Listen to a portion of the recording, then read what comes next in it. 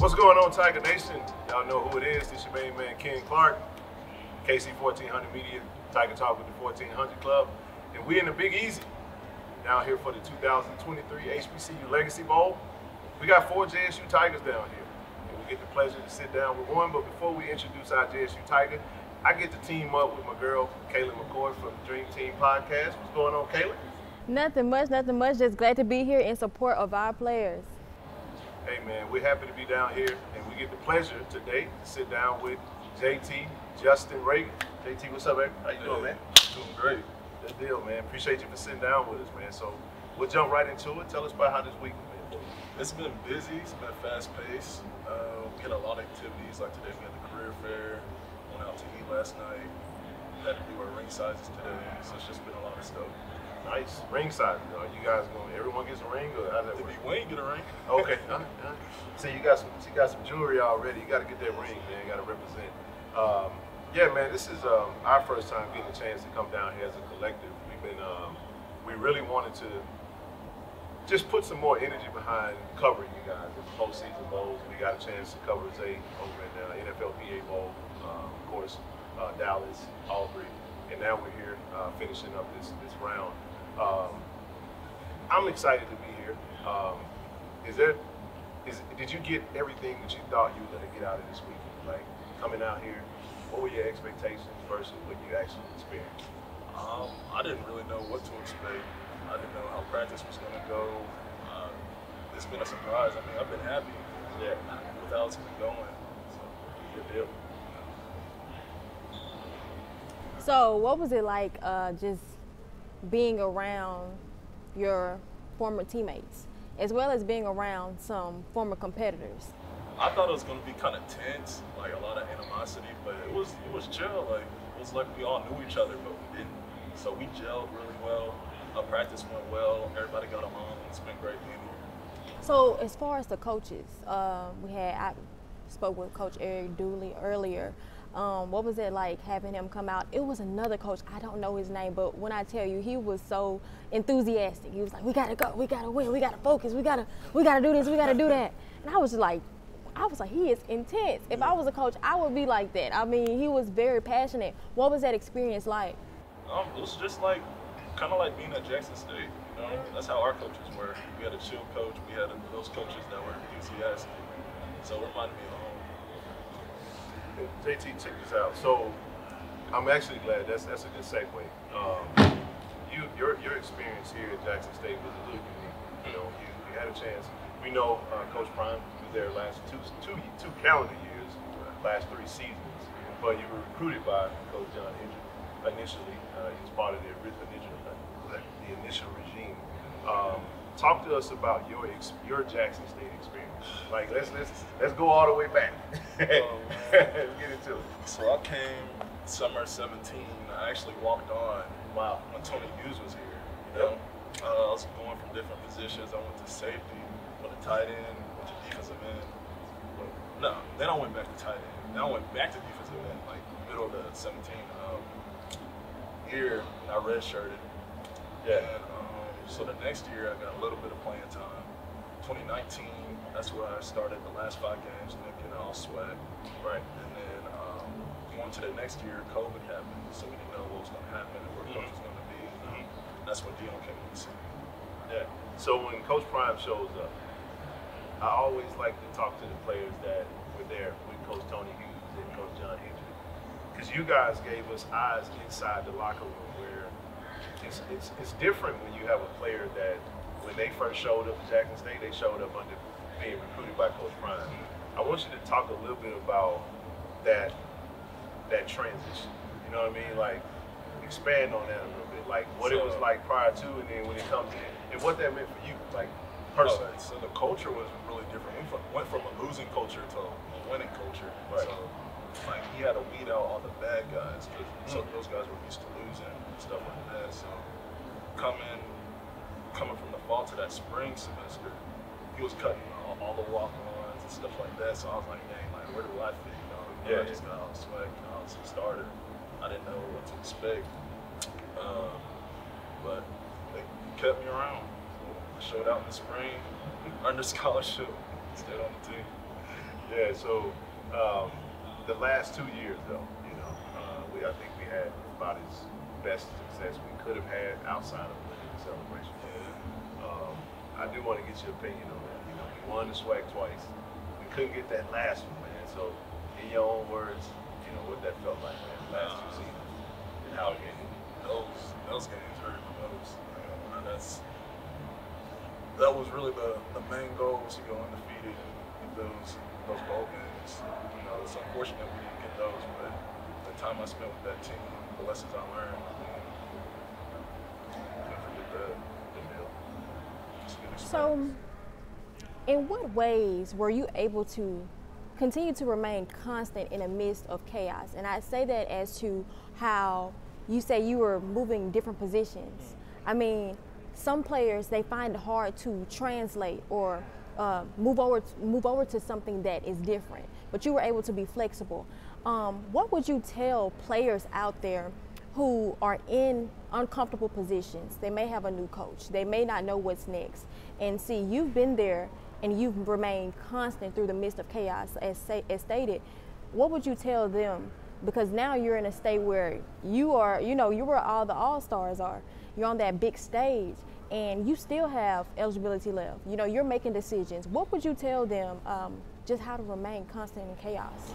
You have to have a strong foundation and backbone, whether it's family. My faith in God and my family is what kept me constant, calm under pressure.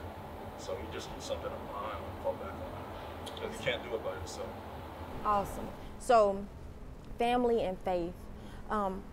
How were you able to, continue to have that strong faith when there were times of adversity, depending on family? But what were your ways, your tactics? So, a lot of them hear that a lot, but they don't know exactly what to do. From a leader, someone who's seasoned in this, what exactly, you don't have to go into detail, but what are some of the, methods that kept you on that straight and narrow?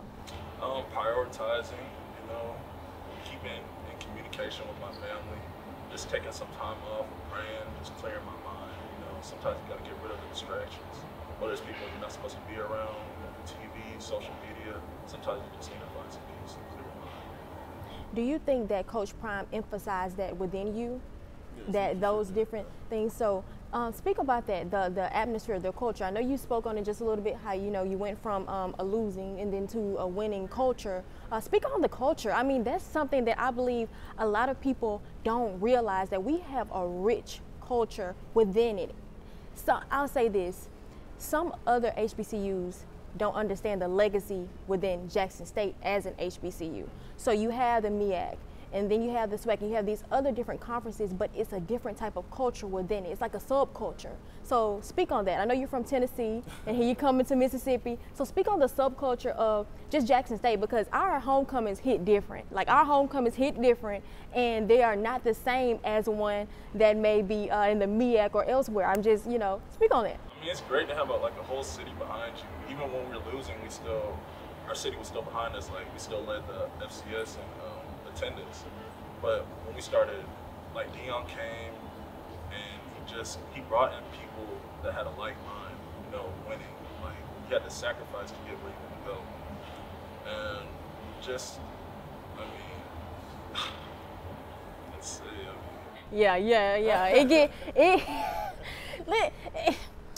How did you feel when they reacted to the dancing? The pumps. Yeah. The pumps. I brought that out. 2019 was there you go. Was the Arkansas Pine Bluff.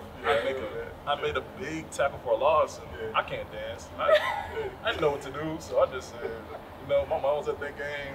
She was not proud of that. Sorry, it's just me. It's something goofy. I just want to make people laugh. That's awesome, though. I mean, I think that's just to hit on the richness and how us, just as a family and fan base, we remember those moments. And sometimes those things you just do out of the spur of the moment, out of just excitement, that sticks with people forever. So I think that's awesome. I think it also, you're not a man of many words. You're not the, you know what I mean? You're not the very loud, outgoing, but when you express yourself that way, the fans can relate to that. Cause it's like a little small window into your personality. So that's one of the reasons really wanted to sit down with you, give you an opportunity to express a couple of things I did have. We're going into another transition. We got a new coach, Coach TC Taylor. I wanted to get your thoughts on Coach TC and what you think about what Jackson State football is going to look like under Coach TC and beyond. I'm excited, man. I love TC. I love TC. I think Jackson State's gonna be good. Gonna be great. Yeah. People think just because Dion left, we're not gonna get top recruits, we're not gonna have the best coaching. But TC knows what he's doing. So. Absolutely. Okay. Absolutely. As far as I don't want to skip this question because I know we kind of moved around a little bit.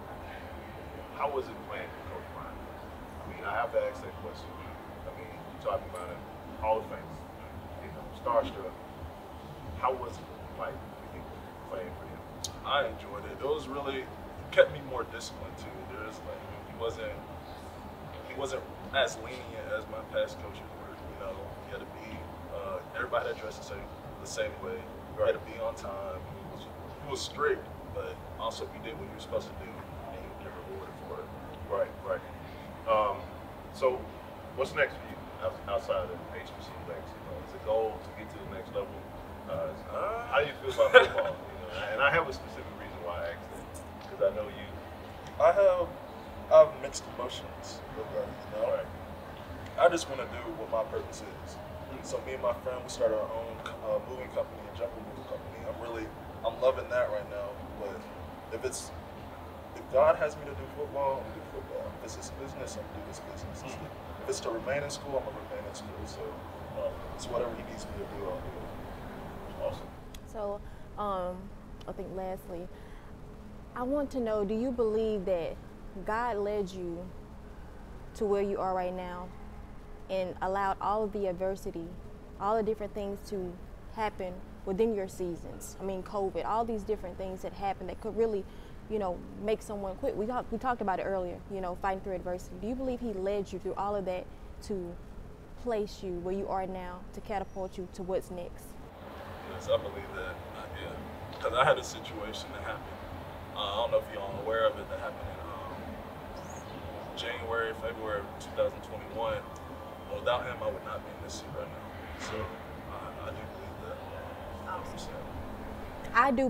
100%. I do believe that as well, simply because your story speaks volumes and you are a man of a few words. But I believe that even though we may not speak, our testimony speaks for us. And the test that we go through, the mess that we go through is the message and the testimony that springs forth.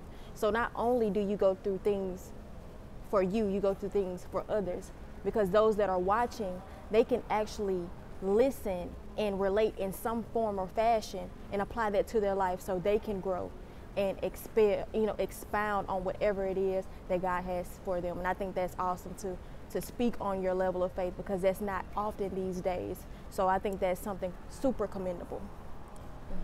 Powerful. We appreciate you sitting down with us. We're not going to take up too much more of your time, but before we close, we always like to give our student athletes the floor to address Tiger Nation. City of Jackson, it's a special place, man. So I know you're from Memphis 10. We sat down with Aubrey. But I want you to, in your own words, speak to just give your heartfelt thoughts to what Jackson State is. Jackson meant the world. When I first came there, I didn't know what to expect. It was away from home, but I'm thankful for the support y'all provided. Leaving TC to Tiger Nation, he's gonna do a great job. There you have it, man. Tiger Nation. Once again, we appreciate you guys as always. It's D I Love. Go Tigers, baby. Go Tigers.